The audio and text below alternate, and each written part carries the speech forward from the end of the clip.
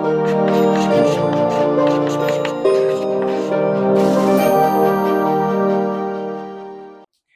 Friends, अब हम लोग बात करेंगे जो दूसरा मेथड था, सेकंड मेथड, जिसका नाम हम लोग बोलते हैं सरप्लस प्रॉफिट मेथड। क्या बोलते हैं? Surplus profit. इसी को हिंदी में बोलते हैं अधिलाभ। अधिलाभ मतलब जो सामान्य लाभ है उससे अधिक लाभ हो जाए। तो पुराने मेथड में क्या कमी थी कि इसको यूज किया जा रहा है, ठीक है, और कमी की बात नहीं है, कभी वो भी यूज किया जाता है, लेकिन फिर भी उसमें एक थोड़ी सी कमी हमें दिखाई पड़ती है।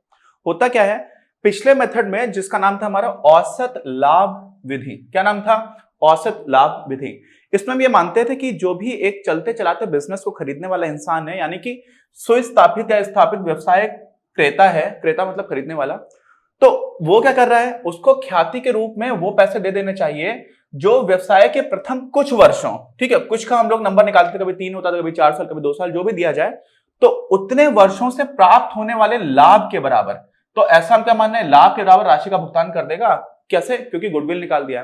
तो ऐसा हम क्यों मानते थे? ऐसा इसलिए मानते थे क्योंकि जो फंडामेंटल असम्पशन था वो ये था कि शुरू में कुछ सालों तक बिल्कुल प्रॉफिट नहीं होगा। ठीक है, क्या मानते थे? प्रॉफिट नहीं होगा, या जो भी प्रॉफिट हो रहा है वो पूरा का पूरा जो है हम लोग गुडविल में काउंट कर लेते थे। यहां पर कुछ लोगों का ऐसा कहना आया कि देखो भाई, कोई नया बिजनेस है तो उसमें बिल्कुल प्रॉफिट नहीं होगा, ऐसा नहीं बोल सकते, कुछ तो प्रॉफिट होगा।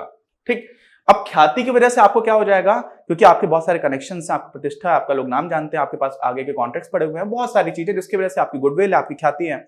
अब आपके व्यवसाय की ख्याति की वजह से आपको जो नॉर्मल प्रॉफिट होने चाहिए उससे ज्यादा प्रॉफिट होगा। क्या होगा? जो नॉर्मल प्रॉफिट्स होने चाहिए उससे ज्यादा होगा। और आपका ही जो बिजनेस है, जो जिस भी सेगमेंट में, जिस भी सेक्टर में है, उसी सेक्टर में अगर मान लीजिए व्यवसायी कोई दूसरा बिजनेस कर रहा है, तो वो स्टार्ट अगर करेगा तो ऐसा नहीं उसको बिल्कुल प्रॉफिट नहीं होगा, उसको कुछ प्रॉफिट्स तो होते रहेंगे, कुछ उसको लाभ होता रहेगा, लेकिन वो लाभ जो है वो कैसा मानेंगे, वो नॉर्मल रहेगा। उसके पास ख्याति नहीं है तो वो सुपर प्रॉफिट्स नहीं कमा पाएगा।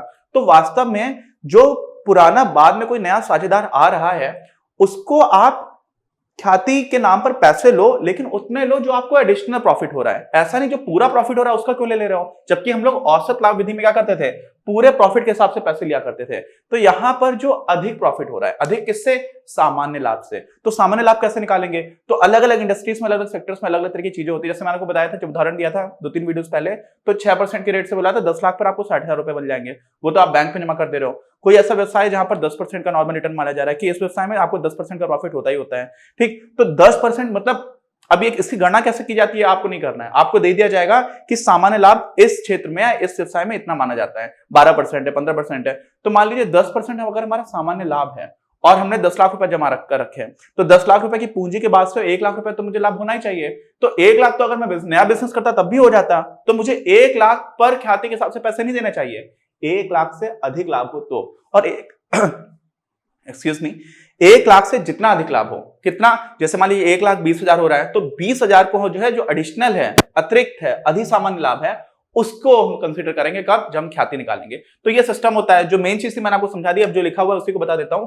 अब इसमें क्या होता था, औसत लाभ विधि में हम लोग एक्चुअल प्रॉफिट्स की बात करते थे। ठीक, अच्छा, तो इसमें क्या है, जो हमारा अभी का सिस्टम, उसमें हम क्या मानते हैं कि जो क्रेता है उसका जो वास्तविक लाभ हो रहा है ना, उस मात्रा तक ही सीमित है जो इस प्रकार के व्यवसाय में, जिस इंडस्ट्री में ये काम कर रहा है, इस प्रकार के व्यवसाय में विनियोजित, यानी कि जो इन्वेस्ट किया हुआ है पूंजी पर, सामान्य प्रतिफल से अधिक है। सामान्य प्रतिफल मतलब आपका जो नॉर्मल प्रॉफिट हो रहा है वो तो होगा, नया बिजनेस करेगा तब भी ऐसा नहीं कि बिल्कुल प्रॉफिट नहीं होगा, कुछ होगा। यहां पर ये मान लेते हैं जो एडिशनल प्रॉफिट हो रहा है वो आपकी ख्याति की वजह से, तो उसके लिए पैसे दिए जाने चाहिए। अच्छा, तो अब इसी को हम इंग्लिश में लिख देते हैं, profits which are in excess, excess मतलब अधिकता है, of the normal return on capital employed. Normal return on capital employed का मतलब एक नॉर्मल रिटर्न, एक सामान्य लाभ है जो आपको होगा, उससे अधिक है तो हम लोग इसको कंसीडर करेंगे। बस इसमें एक नई चीज आ जाती है, सामान्य लाभ निकालना होता है, जो बहुत ही ज्यादा आसान है। फर्म की पूंजी जो भी लगाई गई है उसमें प्रतिफल की सामान्य दर, ठीक, प्रतिफल की सामान्य दर मतलब नॉर्मल रेट ऑफ रिटर्न,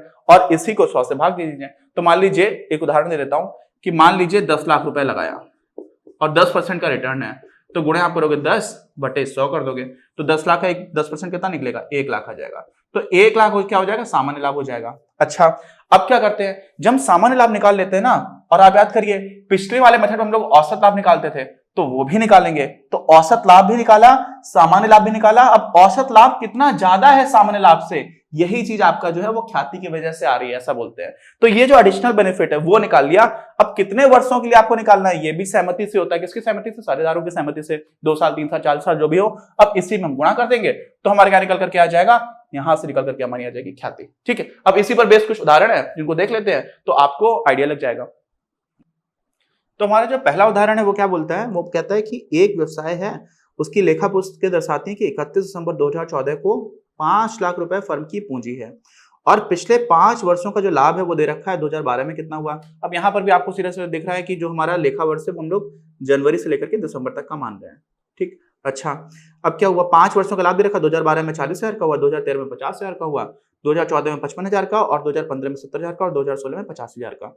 आपको व्यवसाय के अधिलाभों के 3 वर्षों के क्रय के आधार पर 3 वर्षों का क्रय करना है, यानी कि आपको कितने साल का प्रॉफिट को परचेस करना है, तो 3 साल का है। ठीक है, 3 इयर्स। अब क्या दे रखा है, प्रतिफल की सामान्य दर है 10%, यानी कि हम ऑन एन एवरेज मानेंगे कि 10% का प्रॉफिट तो होगा ही। अब पूंजी कितनी लगी हुई है, 5 लाख रुपए की, तो 5 लाख का आप 10% निकालेंगे तो आपका सीधा सीधा एकदम सिंपल है 50,000 रुपए आ जाएगा, जो इन्होंने यहाँ पर निकाला हुआ है। ये तो हमारा क्या हो गया, एक वर्ष में जो हमारा सामान्य लाभ है जितना होना चाहिए। औसत लाभ कैसे निकालेंगे, अब यहाँ पर हमें कोई वेटेज वाले की बात तो है नहीं, वेटेड एवरेज निकालने की जरूरत नहीं है, भरित औसत निकालने की आवश्यकता नहीं है क्योंकि हमें कुछ बोला नहीं क्या, तो हम सीधा सीधा औसत निकाल देंगे। औसत इसके निकालोगे आप, 40,000 है, 50,000 है, 55,000 है, 70,000 और 85,000 है, इन सबको जोड़ देंगे, जोड़ने के बाद इसका औसत निकाल देंगे तो लिख कर देते हैं। ठीक है, अब सब में 1000 बिल्कुल ही है तो सिंपल 40 जोड़ते चले और 40, 50, 55, 70 और 85, 5 5 0 हो गया, 1 9 7 16 5 21 5 26 और 4 30, तो ये आपका कितना आ गया, 3 लाख रुपए आ गया। 1000 से मैंने फिर से गुणा कर दिया। ठीक, क्यों, क्योंकि 1000 यहाँ पे मैंने हटा रखा था।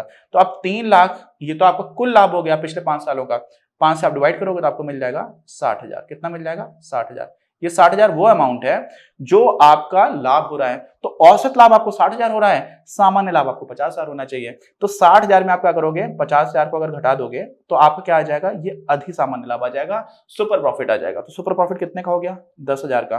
और आपको कितने वर्षों के लिए खरीदना है, 3 वर्षों का क्रय करना है, 3 से गुणा करेंगे 30,000 आ जाएगा।